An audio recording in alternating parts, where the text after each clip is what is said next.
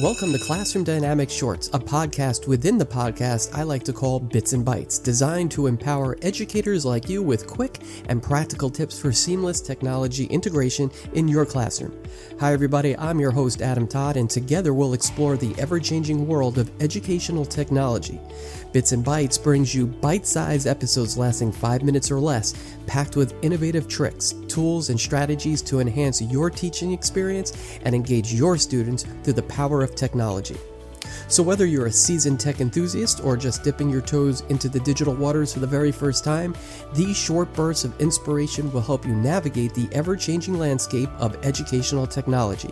So let's integrate Bits and Bytes into your classroom for a more enriching and impactful learning environment. This is Classroom Dynamics Bits and Bytes, the podcast within the podcast. Calling all educators. Are you ready to inspire creativity and engagement in your students? Unlock their full potential with content creation. Imagine empowering them with cutting-edge tools like the Blue Sona microphone from Logitech, which ensures crystal clear audio quality for impactful projects. Logitech offers a full range of content creation solutions, from audio equipment and cameras to lighting and editing software. Plus, they have a suite of education solutions tailored for classrooms, elevating the learning experience for students and educators alike. Empower the next generation of creators by exploring the possibilities at logitech.com/education today. In this preview Bits and Bytes podcast within the podcast episode, we recently sat down and spoke with Elaine Atherton, the head of programs at the Scratch Foundation. With her vast experience and passion for fostering creativity and learning, Elaine is bringing innovative changes to education through the platform of Scratch. We explored her vision, ideas, and aspirations for empowering educators and learners alike. Get ready to be inspired as we discover the exciting possibilities that lie ahead with Scratch in education and technology. Here's a preview to our next full episode. But I actually like to wait to use my whole coding unit until the end of the year, where after our state test, that April, May, and June, because if I start with it, I can't get them all. I tried it one year and it just was impossible to go back to what I had to do. So now I do it in a totally different order because of that. So I really appreciate that.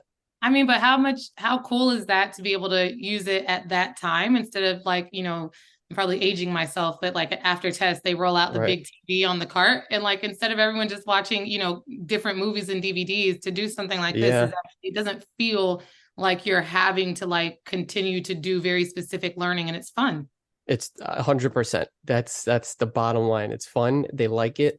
I do it for 3 months. I started when I first started doing coding, it was 1 month. Then it started going to 6 weeks. Then it started going to 8 weeks.